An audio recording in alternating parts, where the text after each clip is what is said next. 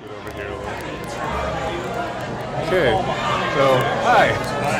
I'm Curtis from Team Snout. I'm the captain, and we have run 4 games now. Our first was Homicide in 2001. Then we did Phobic in 2002, Justice Unlimited 2004, and our most recent one was Hogwarts in 2006, just last year.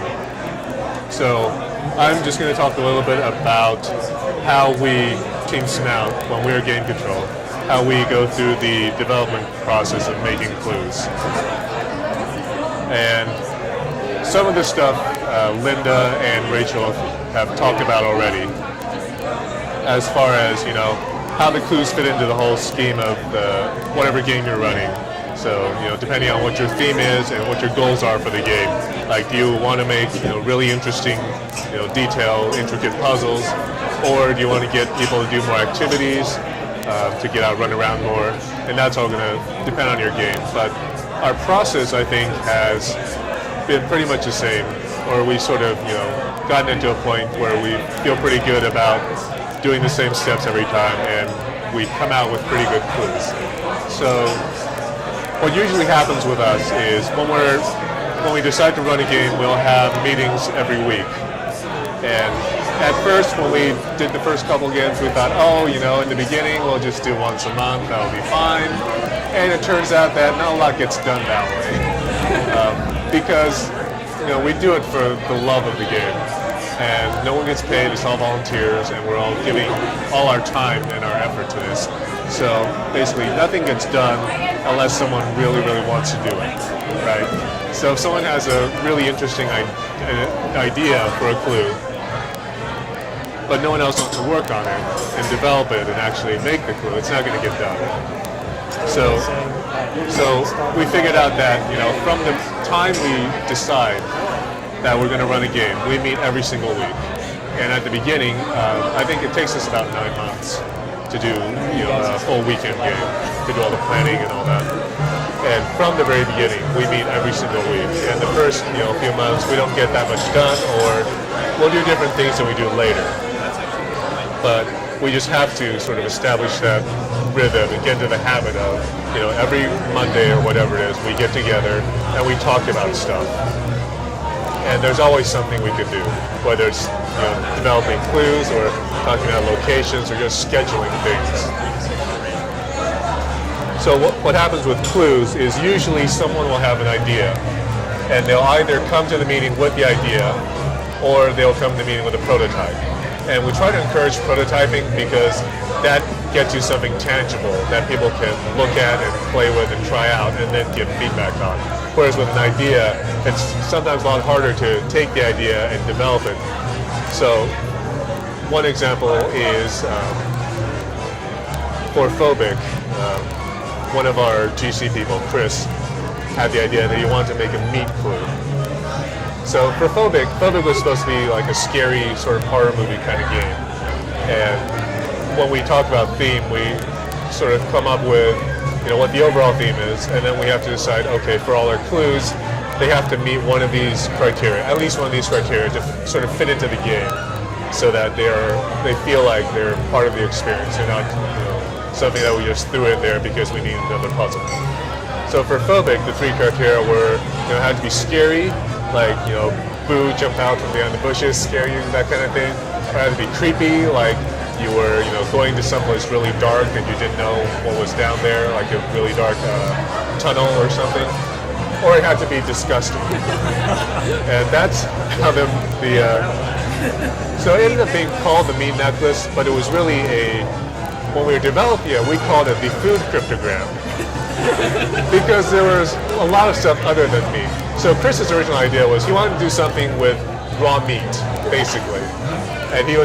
And he didn't really have a good sense of what it was going to be. So at first he came in and he's like, oh yeah, I want to do something with meat and make it really gross, really gross people out. So I was thinking like a hot dog and raw hot dog and a pencil. It was something like a hot dog, a pencil, and a piece of string.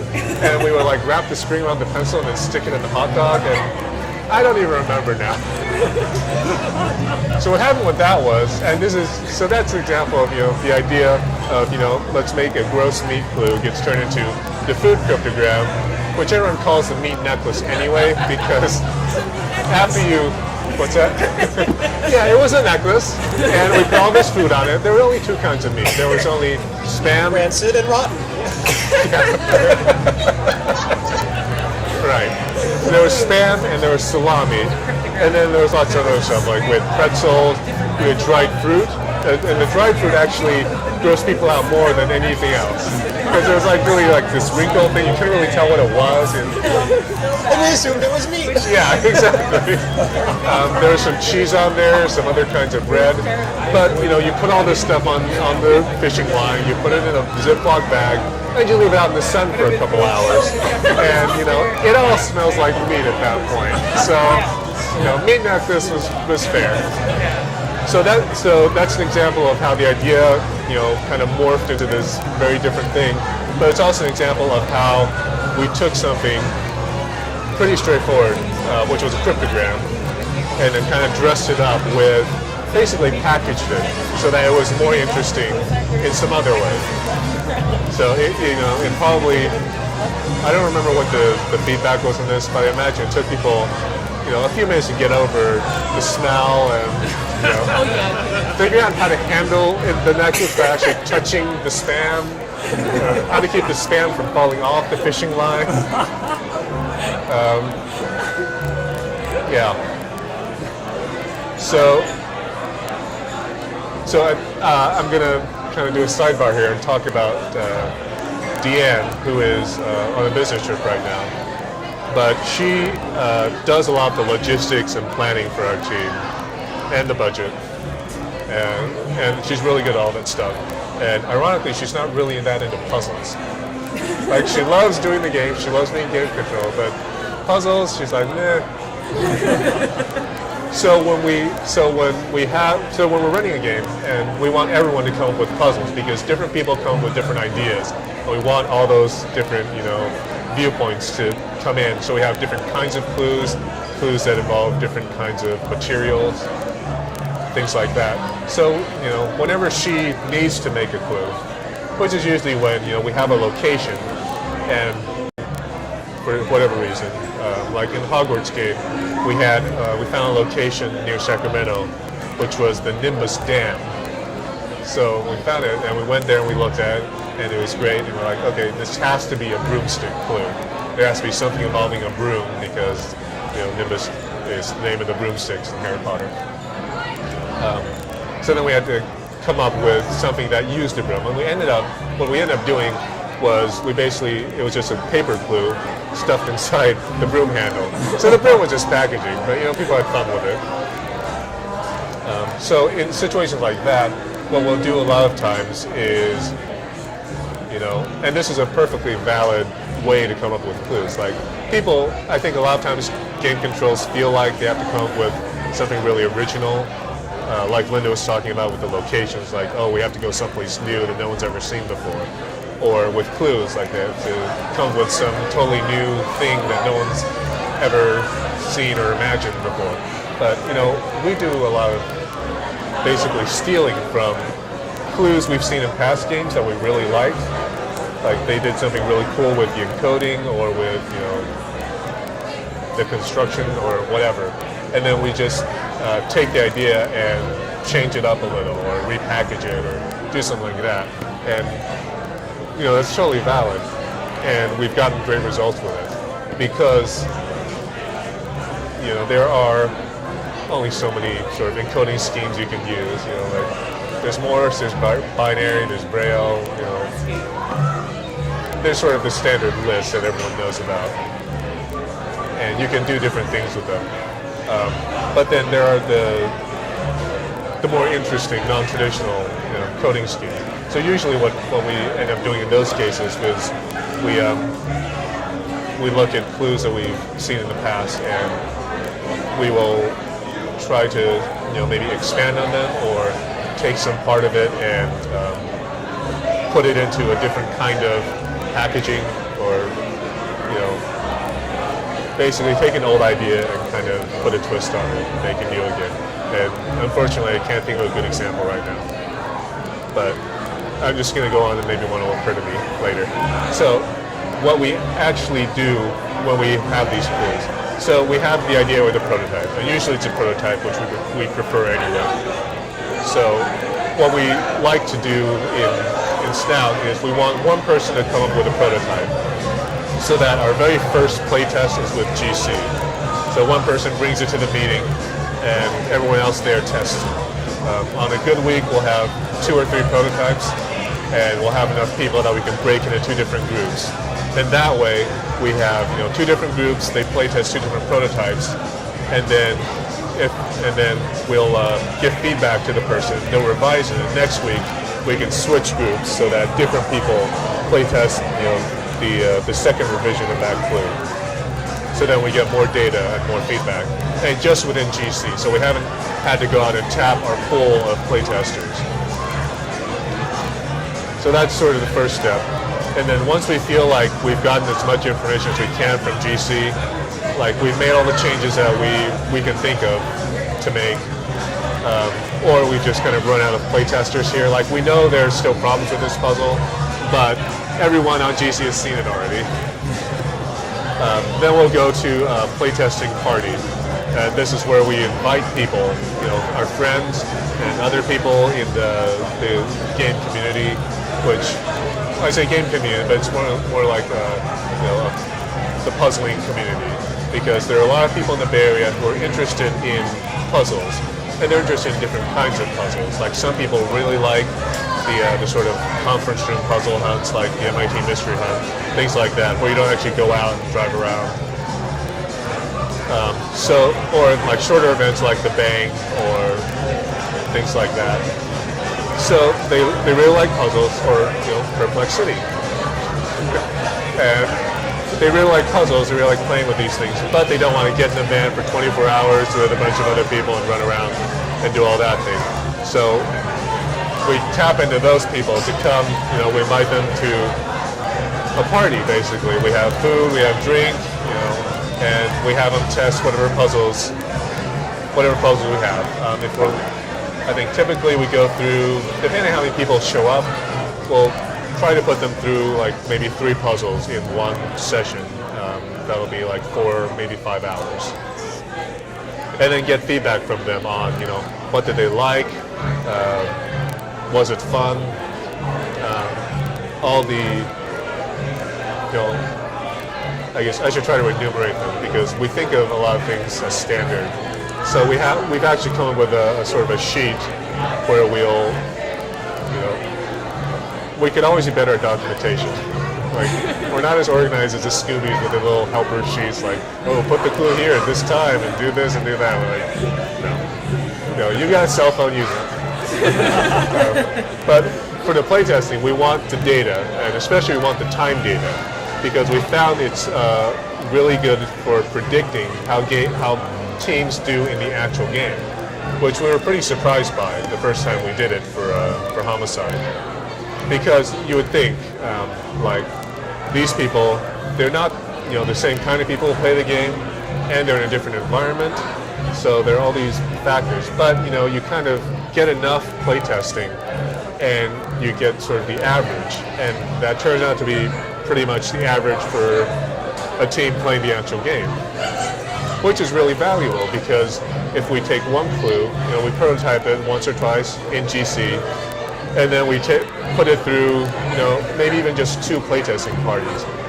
And already we've got pretty good data. We take sort of the average of that, maybe tweak it a little based on changes we make after the last time we playtested it. Maybe we think it'll take 10 minutes longer or 20 minutes less. I just want to add a point that it's not just the average you get from the multiple tests like that, but you get an estimate of the spread as well. How far your advanced teams are going to be ahead of your slower teams. Now that games are have so many people playing them, there's a lot of diversity in skill. I second that one. The spread is more important than the average. Right. So that gets more into logistics, but we have a different way of calculating how we think the fastest teams will do on a clue and how we think the slowest teams will do on a clue. For a baseline, we just try to get the average, and that works pretty well. And then we extrapolate from there. We should actually have Deanne give a talk at some point about how we do skipping, because she handles all that, and it's amazing. But for the clues, so we have the playtesting parties, and then for Hogwarts, this is the first time we had actually done a full-scale dry run with 3 teams going, for the full weekend, going to the actual location with the actual clues as they were at that point. And that was really valuable. Not so much as part of sort of developing the clues and coming up with what they were going to be, but testing sort of everything coming together, like the locations, the clues, the logistics of moving people around, and just making sure that everything worked. So there were a couple clues where we found problems with it. Like one, we had encoded a location that wasn't precisely the right location, so people were really confused. So they had solved the clue, no problem.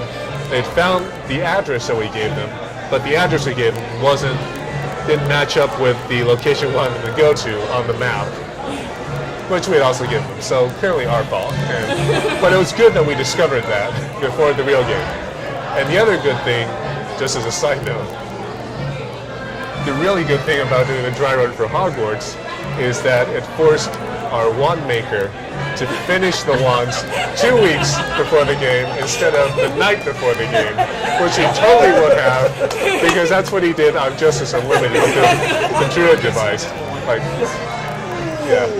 And everyone loved the wand, and it was a great thing. But I was so glad that we did the dry run. And we actually, on the 2 previous games, we actually had these huge debates about whether we should do a dry run, because it was an enormous commitment of resources, right? It was basically doing a full-scale game for a much smaller set of teams. But as we Sean and Chrissy did the 8-ball game a while ago, which was only a 1-day game. It was probably like an 8-hour, 10-hour game. But their experience was, and they had also done, they had helped us out in Homicide, which was a full weekend game. And they told us, it's not that much less work, right?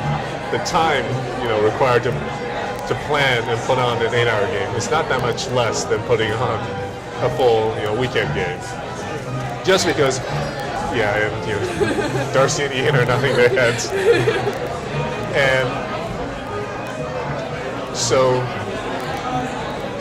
the people who were arguing against, doing the dry run for Phobic and for Justice had a point, because, we were going to spend all this time, and they just weren't convinced that it was going to be valuable for us. And, I have to say, from my point of view, it was really valuable, because it showed us, exactly where things would have gone wrong in the real game. Like, it showed us problems we had with the wands. Not all the problems we had with the wands, but some of the big ones. It showed us, some location problems, and and even a couple of clue problems that we had. That we just hadn't tested these clues in a real environment. So one of them, and there were 2 things that came up. One was, like I said, the sort of living room playtest is not the same as the being in a van at 4 a.m. playtest.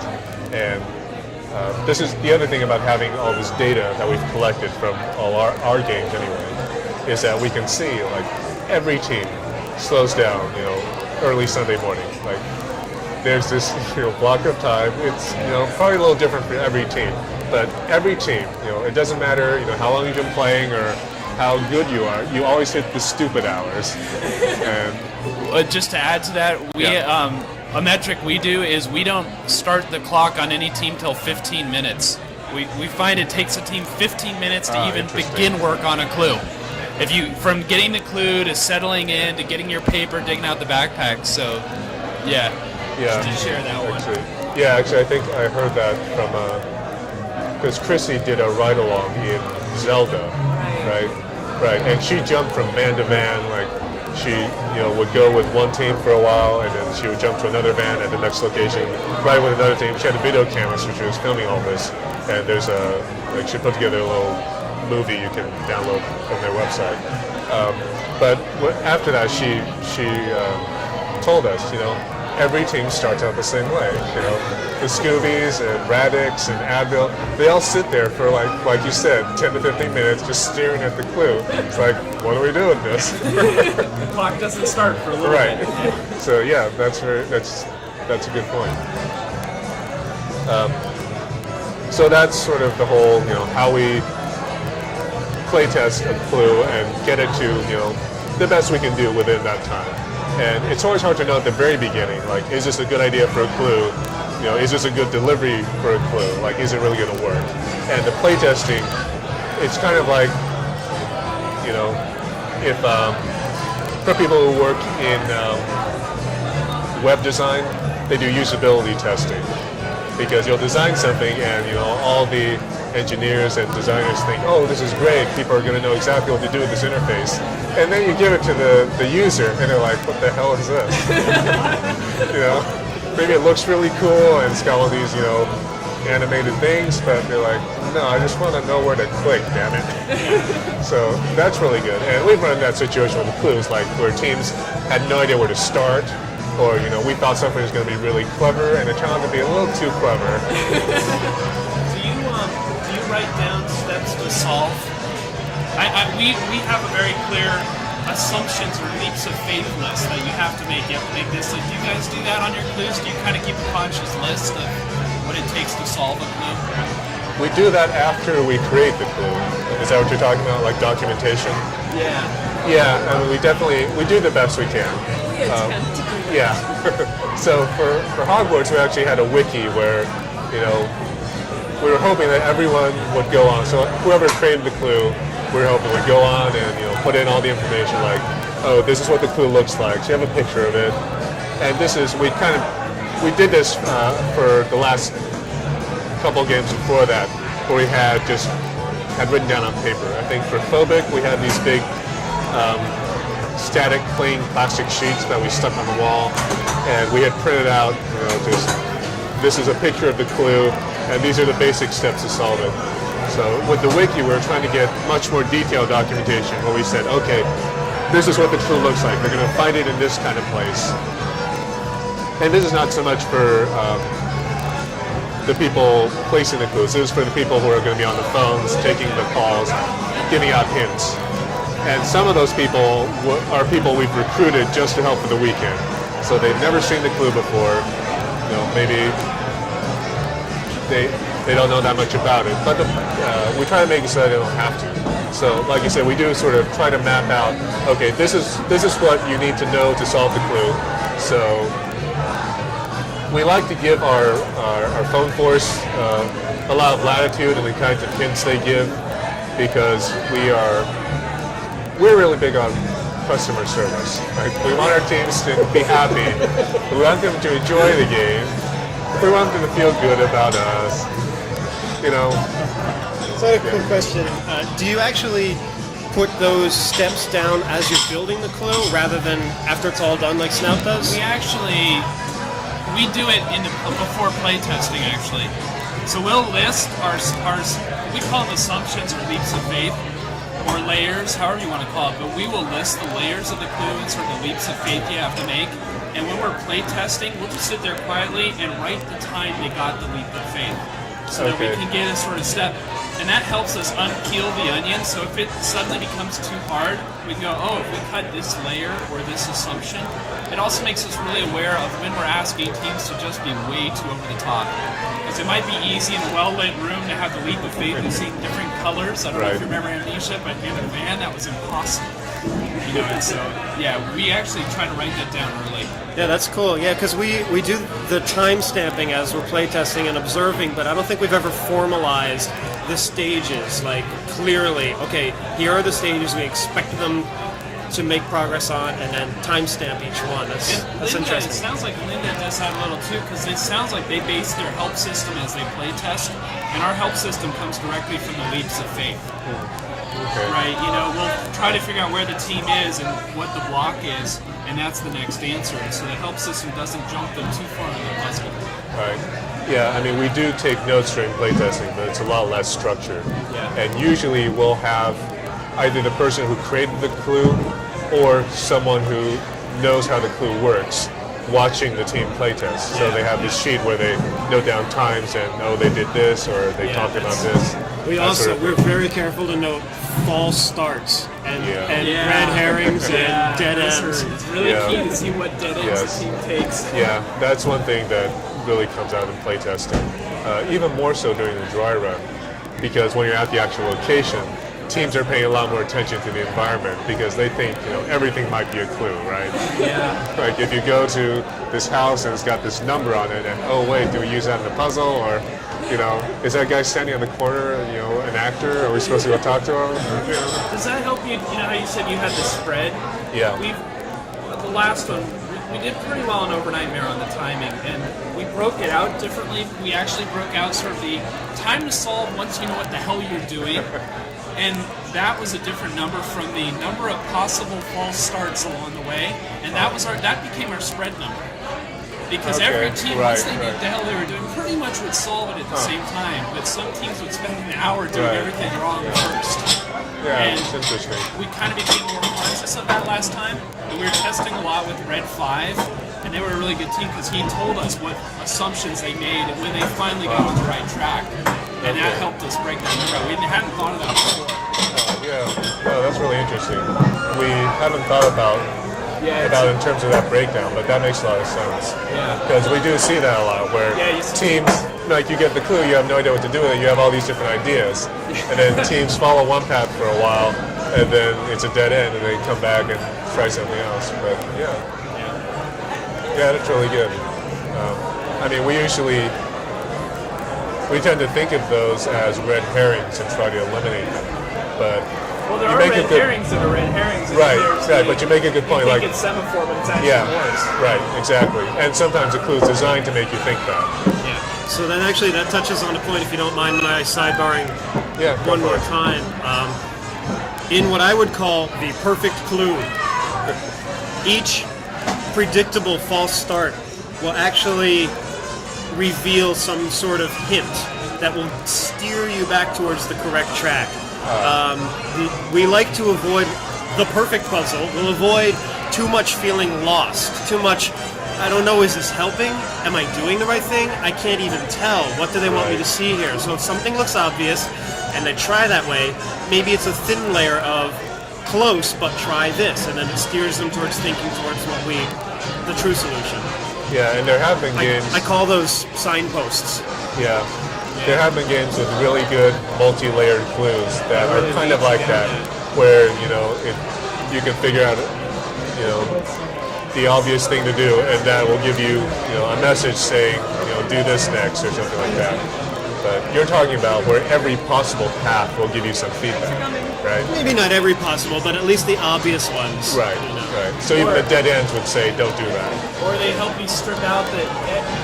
Clues wouldn't be hard if they didn't have the extraneous information, right? Yeah. And the good GCs give you that one little piece that helps you strip that out. Like there's an even number of variables, except one of the variables that doesn't have that 20th bit or something. So you go, oh, that's probably extraneous, or they help you sort the extraneous stuff out, because that's what really you gotta watch out. Sometimes it's fun to make teams do that, but right. Yeah. Well, usually the way you figure out it's a dead end is you try to decode it and you get gibberish.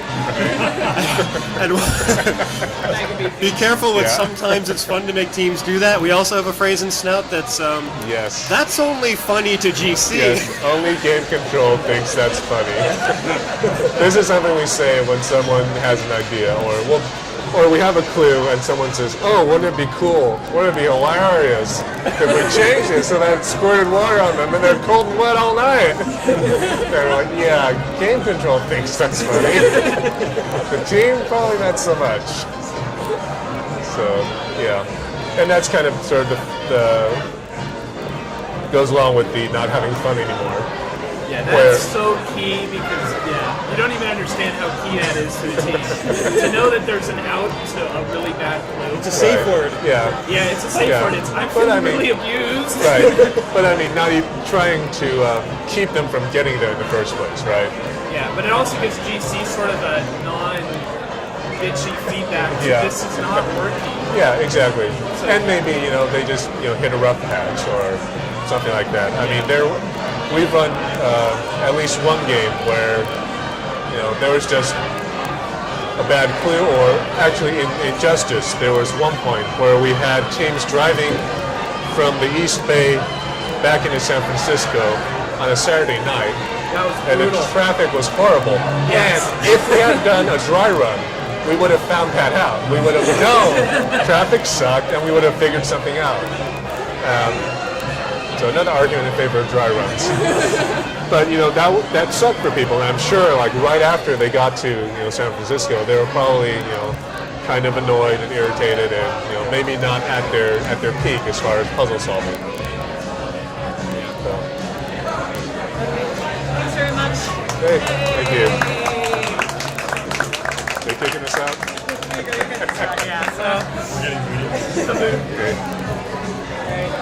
Thank you guys all for coming and staying so late.